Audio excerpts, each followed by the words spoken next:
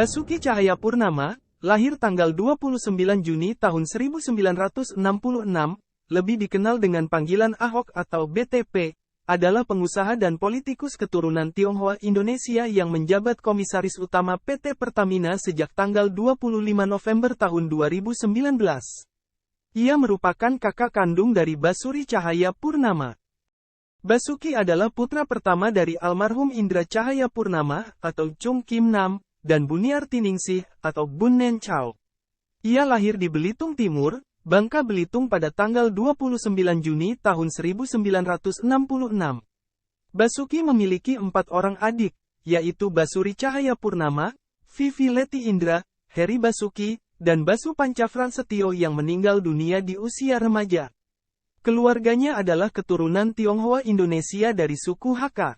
Masa kecil Basuki lebih banyak dihabiskan di Desa Gantung, Kecamatan Gantung, Kabupaten Belitung Timur, hingga selesai menamatkan pendidikan sekolah menengah tingkat pertama. Setamat dari sekolah menengah pertama, ia melanjutkan sekolahnya di Jakarta. Di Jakarta, Basuki menimba ilmu di Universitas Trisakti dengan jurusan Teknik Geologi di Fakultas Teknik Mineral. Selama menempuh pendidikan di Jakarta, Ahok diurus oleh seorang wanita Bugis beragama Islam yang bernama Miss Ribu Andi Baso Amir binti Aca. Setelah lulus dengan gelar insinyur geologi, Basuki kembali ke Belitung dan mendirikan CV Panda yang bergerak di bidang kontraktor pertambangan PT Timah pada tahun 1989. Basuki menikah dengan Veronica Tan, kelahiran Medan, Sumatera Utara, dan dikaruniai 3 orang putra-putri bernama Nicholas Sean Purnama, Natania Bernice Zong, dan Daud Albener Purnama. Basuki menceraikannya pada tahun 2018, ia mendapatkan hak asuh anak kedua dan ketiga. Pasca bercerai dari Veronica, Basuki menikah dengan mantan ajudan Veronica Tan, yakni Puput Nastiti Devi pada tahun 2019. Pasangan ini dikaruniai seorang putra bernama Yosafat Abimanyu Purnama yang lahir pada tanggal 6 Januari tahun 2020. Nama panggilan Ahok berasal dari ayahnya. Mendiang Indra Cahayapurnama ingin Basuki menjadi seseorang yang sukses dan memberikan panggilan khusus baginya, yakni Ban Hok. Kata Ban sendiri berarti puluhan ribu, sementara Hok memiliki arti belajar. Bila digabungkan, keduanya bermakna belajar di segala bidang. Lama-kelamaan, panggilan Ban Hok berubah menjadi Ahok. Setelah menamatkan pendidikan sekolah menengah atas, Basuki melanjutkan studinya di jurusan Teknik Geologi, Fakultas Teknik Universitas Trisakti dan mendapatkan gelar insinyur pada tahun 1990. Basuki menyelesaikan pendidikan magister pada tahun 1994 dengan gelar Master Manajemen di Sekolah Tinggi Manajemen Prasetya Mulia.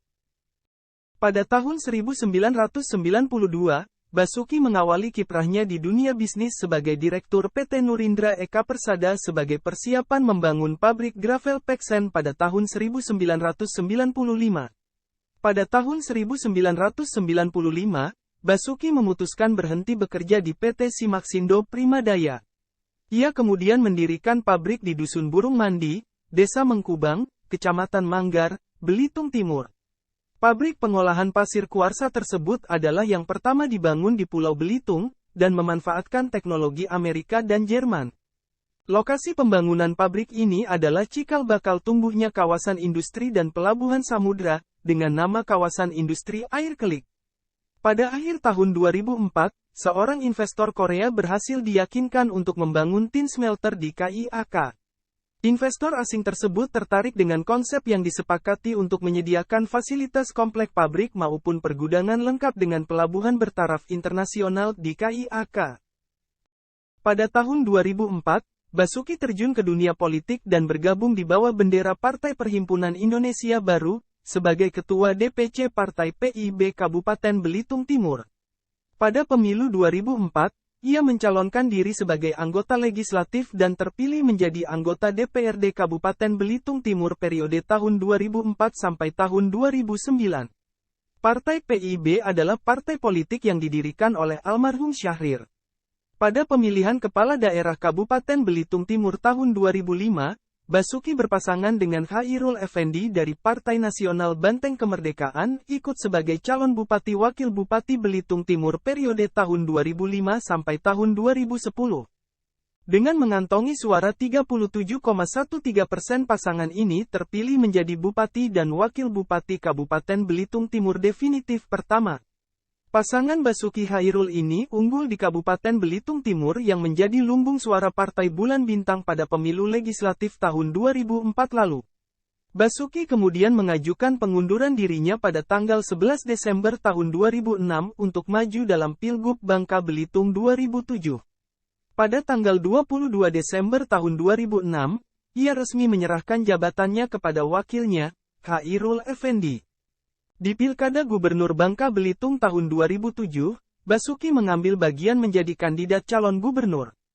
Presiden RI keempat Kiai Haji Abdurrahman Wahid mendukung Basuki untuk menjadi gubernur Bangka Belitung dan ikut berkampanye untuknya. Gus Dur menyatakan bahwa Ahok sudah melaksanakan program terbaik ketika memimpin Kabupaten Belitung Timur dengan membebaskan biaya kesehatan kepada seluruh warganya. Namun dalam pemilihan tersebut ia dikalahkan oleh rivalnya, Eko Maulana Ali. Pada 2008, ia menulis buku biografi berjudul, Mengubah Indonesia. Pada tahun 2009, Basuki mencalonkan diri dan terpilih menjadi anggota DPR RI dari daerah pemilihan Bangka Belitung mewakili Partai Golongan Karya. Ia sukses meraup 119.232 suara dan duduk di Komisi 2. Pada tahun 2011, ia membuat kontroversi setelah menyuarakan laporan dan keluhan masyarakat Bangka Belitung yang ditemuinya secara pribadi dalam masa reses. Laporan ini mengenai bahaya pencemaran lingkungan yang ditimbulkan kapal hisap dalam eksploitasi timah. Basuki dianggap menghina pengusaha dari Belitung dan dilaporkan ke Badan Kehormatan DPR oleh Front Pemuda Bangka Belitung. Ia menyayangkan aksi pelaporan ini karena tidak substansial dengan masalah yang ia bicarakan, yaitu pencemaran lingkungan. Dia juga termasuk salah satu anggota Komisi 2 sewaktu DPR membahas mega proyek IKTP yang dikorupsi triliunan rupiah.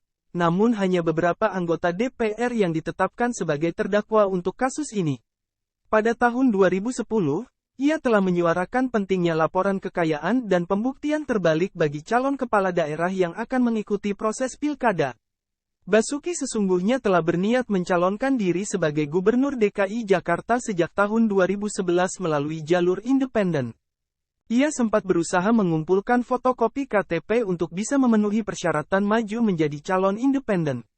Namun pada awal tahun 2012, ia mengaku pesimistis akan memenuhi syarat dukungan dan berpikir untuk menggunakan jalur melalui partai politik.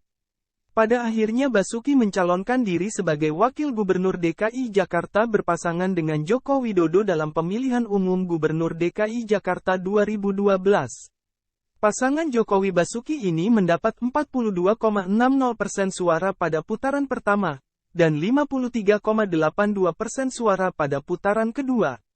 Mengalahkan pasangan Fauzi Bowo dan Nahrawi Ramli. Selama kampanye pemilihan umum Presiden Indonesia 2014, Jokowi meletakkan posisinya sebagai Gubernur DKI Jakarta.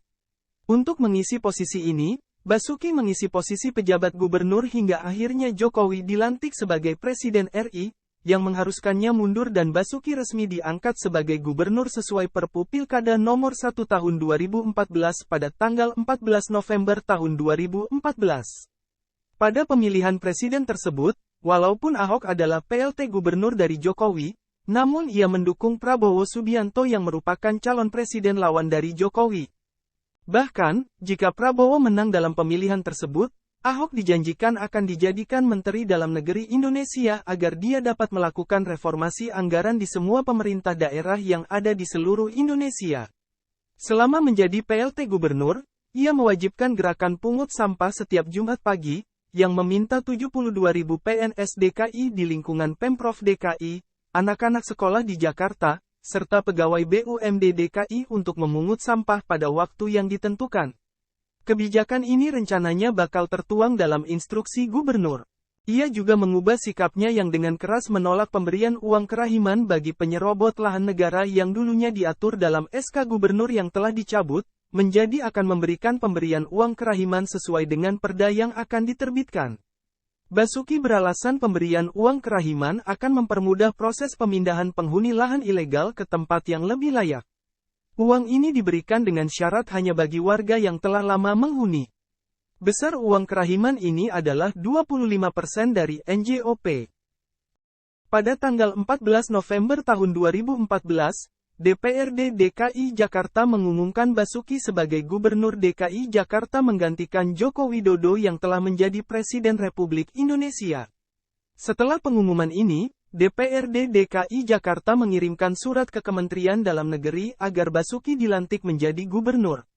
Pengumuman ini dilakukan setelah sebelumnya mendapatkan berbagai tentangan, antara lain dari FPI dan sebagian anggota DPRD DKI Jakarta dari partai-partai yang tergabung dalam Koalisi Merah Putih.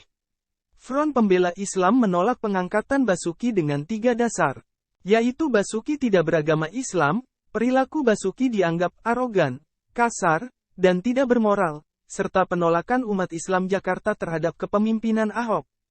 Penolakan FPI terhadap Basuki telah berlangsung selama beberapa bulan dan berujung pada bentrokan yang terjadi pada tanggal 3 Oktober tahun 2014.